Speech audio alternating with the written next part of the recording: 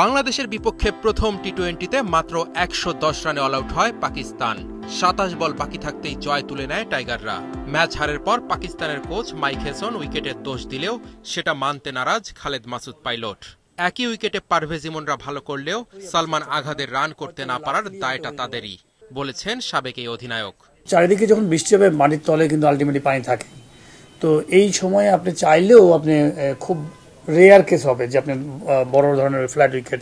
এই সময়টাতে এই পরিবেশে কিন্তু 150, 60, 70 মতো রান হওয়ার মতো উইকেট। বাংলাদেশ টিম ১১০ রান করেছে, যেটা চেস করেছে ১১১ রান।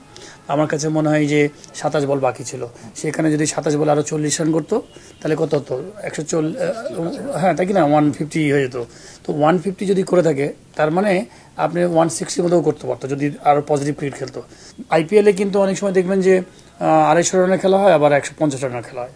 তো ব্যাটসম্যানদের কোয়ালিটি খুব ইম্পর্টেন্ট, যে ব্যাটসম্যান কত তাড়াতাড়ি উইকেট বুঝতে পারে, যেটা পাকিস্তানি প্লেয়াররা আমার কাছে মনে হয় ব্যাটসম্যানরা অনুধাবন করতে পারে না। প্রায় ৯ বছর পর টি-20তে পাকিস্তানকে হারিয়েছে টাইগাররা। বাংলাদেশের এই দলটা সিরিজ জয়ের ক্ষমতা রাখে।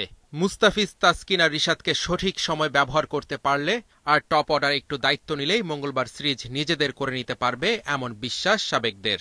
ক্রিকেটে আপস এন্ড ডাউন থাকবে, এটা কোনো খেলোয়াড় কখনো বলতে পারবে না যে গ্রাফটা একই ধরনের আছে। এটা আপস এন্ড ডাউন হবে, এখান থেকে কামব্যাক করে ওর যে এক্সপিরিয়েন্স, এটা থেকে আমাদের ইয়াংস্টারদের শিকার আছে অনেক কিছু। তো গতকালকে যে বোলিং করেছে আবার প্রমাণ করেছে মুস্তাফিজ।